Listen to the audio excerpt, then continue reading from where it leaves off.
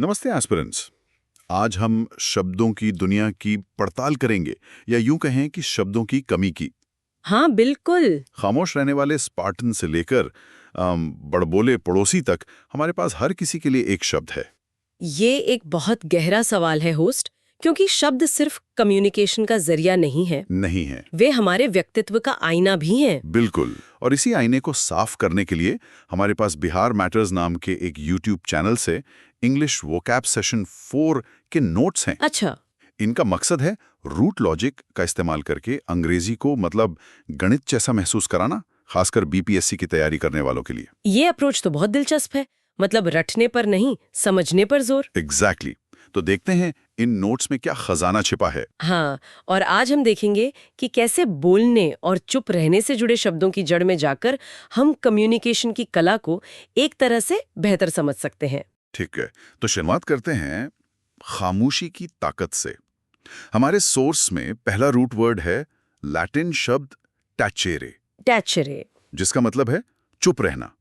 ये शब्द सुनने में ही कितना शांत और गंभीर लगता है ना। हाँ, और इसी शांत रूट से हमारे काम के 3 बहुत जरूरी शब्द निकलते हैं। ओके। पहला है टैसिटर्न। ये शब्द उस व्यक्ति के लिए इस्तेमाल होता है जो स्वभाव से ही बहुत कम बोलता है। अच्छा, ये कोई अस्थायी चुप्पी नहीं, बल्कि उनके व्यक्तित्व का एक स्थायी हिस्सा है। मतलब वो इंसान जो महफिल में भी चुपचाप कोने में बैठा सब कुछ ऑब्जर्व करता रहता है। लेकिन एक सवाल है, क्या एक सिविल सर्वेंट के तौर पर टैसिटर्न होना एक ताकत है या कमजोरी? देखिए, ये एक दो-धारी तलवार है। हम्म। एक तरफ एक टैसिटर्न लीडर को अक्सर ज्यादा गंभीर, विचारशील और मजबूत माना जाता है। वो बोलने से पहले सोचता है। उसकी बातों में वजन होता है। बिल्कुल। लेकिन दूसरी तरफ अगर ये चुप्पी बहुत ज्यादा हो जाए तो टीम को लग सकता है कि उनका लीडर उनसे दूर है, अनअप्रोचेबल है। एक कम्युनिकेशन गैप पैदा हो सकता है। हाँ, शायद उन्हें लगे कि वो कुछ छिपा रहा है। तो संतुलन जरूरी है। समझ गया। अच्छा, इसी रूट से दूसरा शब्द है टैसिट। इसका मतलब हुआ कुछ ऐसा जो कहा ना गया हो पर समझ लिया गया हो। एकदम सही। एक टैसिट अंडरस्टैंडिंग या टैसिट एग्रीमेंट। जैसे? मान लीजिए, एक दफ्तर में सब जानते हैं कि बॉस के खराब मूड में होने पर उनसे कोई फालतू बात नहीं करनी है।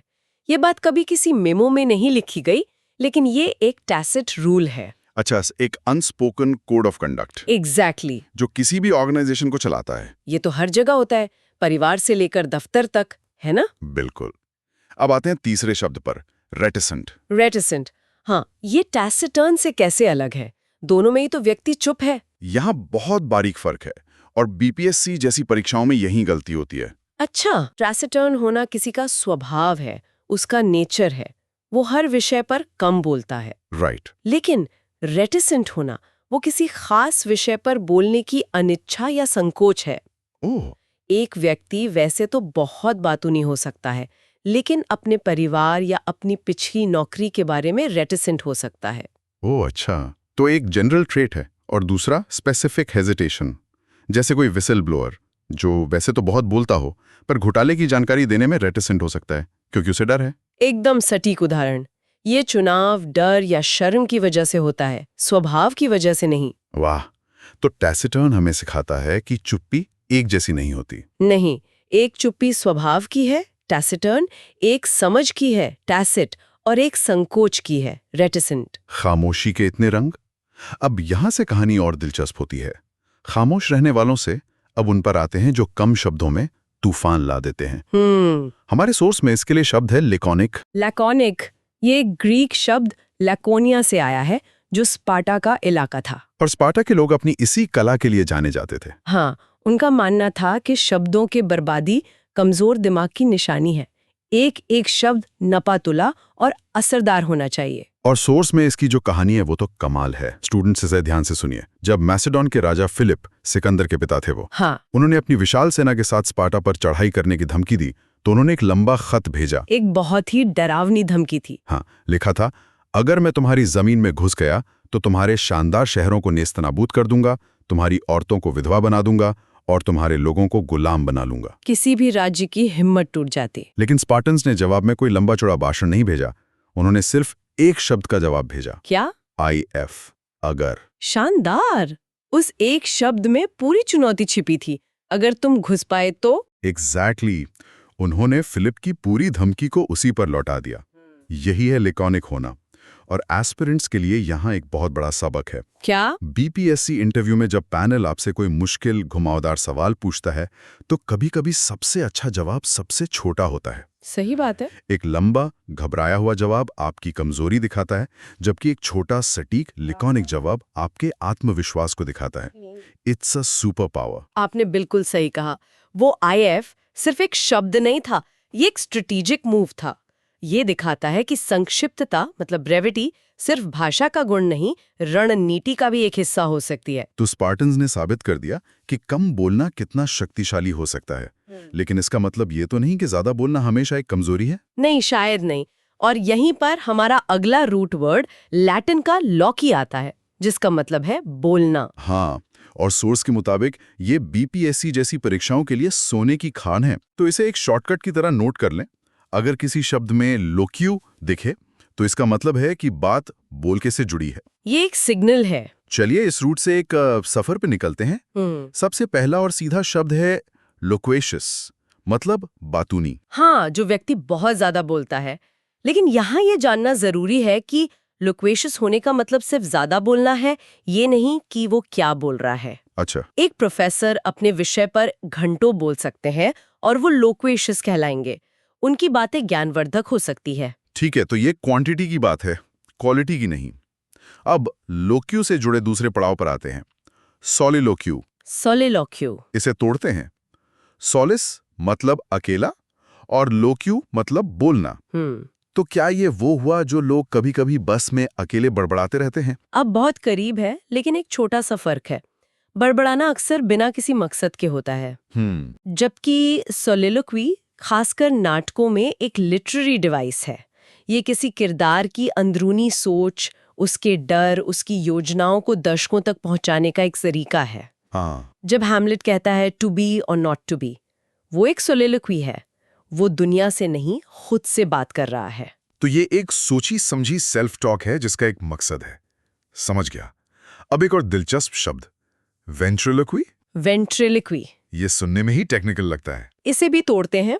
वेंटर लैटिन में पेट को कहते हैं और लोक्वी है बोलना, तो शाब्दिक अर्थ हुआ पेट से बोलने वाला। पेट से बोलने वाला। हाँ, ये वो कलाकार होता है जो अपनी आवाज को इस तरह प्रोजेक्ट करता है कि लगे कहीं और से आ रही है, जैसे उसके हाथ में बैठी कठपुतली बोल रही हो। अरे हाँ, वो पपेट वाले कलाकार, वो होठ भी नहीं हिलाते और लगता है पपेट ही सारी बातें कर रहा है। हाँ, ये आवाज का एक धोखा है। तो लोक्वी से हम अकेले में बोलने, सोलिलोक्वी से लेकर धोखे से बोलने, वेंट्रिलोक्विस्ट तक पहुंच गए। अब आगे क्या है? आगे है साथ में बोलना। अगला शब्द है कोलोक्वियल। कोलोक्वियल। यहाँ कौन का मतलब है साथ में या एक साथ। तो कोलोक्वियल लैंग्वेज हुई वो भाषा जो हम दोस्तों, परिवार के साथ मिलकर रोजमर्रा की जिंदगी में इस्तेमाल करते हैं। अच्छा, मतलब इनफॉर्मल लैंग्वेज। हाँ, किताबी नहीं। जैसे हम और आप अभी बात कर रहे हैं। बिल्कुल। ये काफी हद तक कोलोक्वियल है। हम तत्पश्चात की जगह उसके बाद कह रहे हैं। बिल्कुल। तो बीपीएससी मेंस की आंसर राइटिंग में कोलोक्वियल भाषा से बचना चाहिए, है? जरूर बचना चाहिए।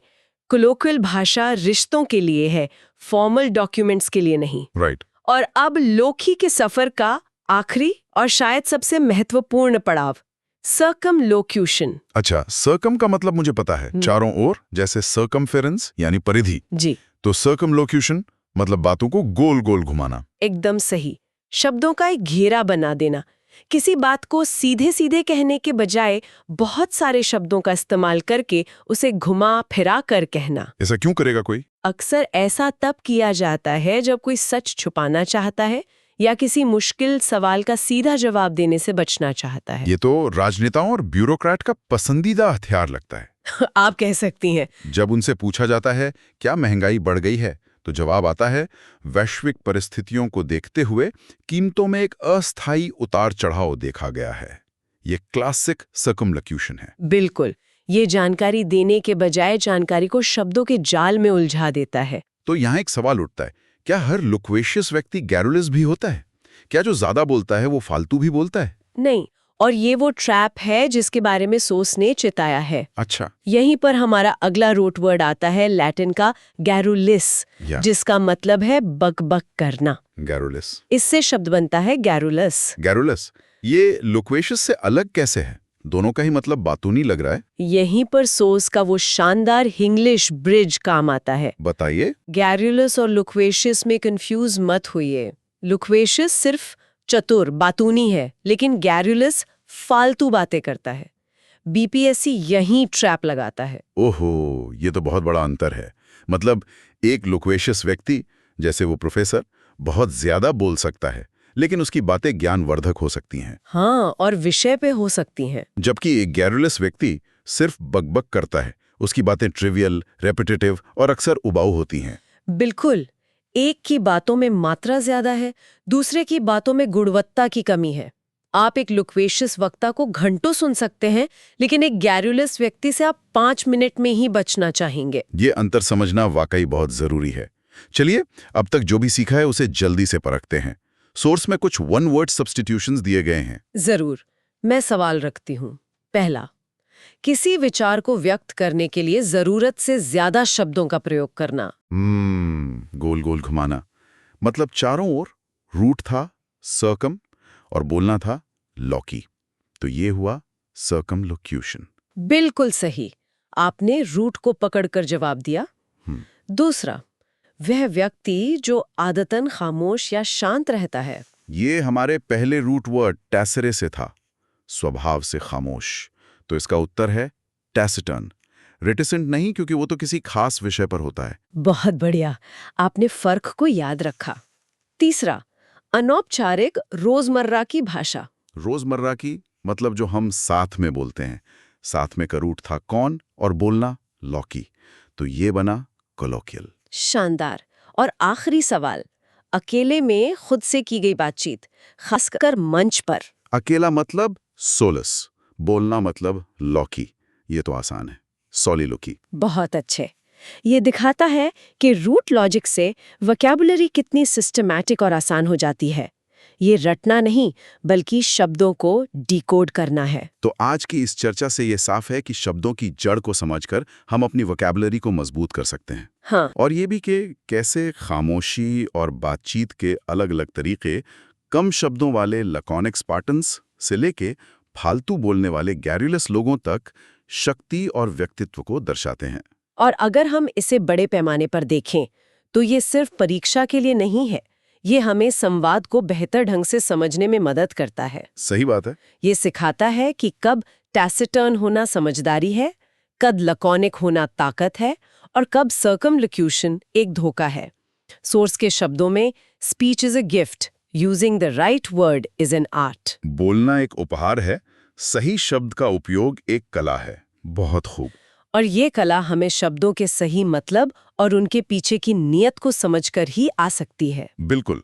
सोर्स के अंत में अगले सेशन का विषय भी बताया गया है, लायर्स एंड लाइंग, झूठे और झूठ। दिलचस्प। ये आज की चर्चा का स्वाभाविक अगला कदम लगता है। हाँ, और ये आज की हमारी चर्चा से जुड़ा एक जरूरी सवाल खड़ा करता है।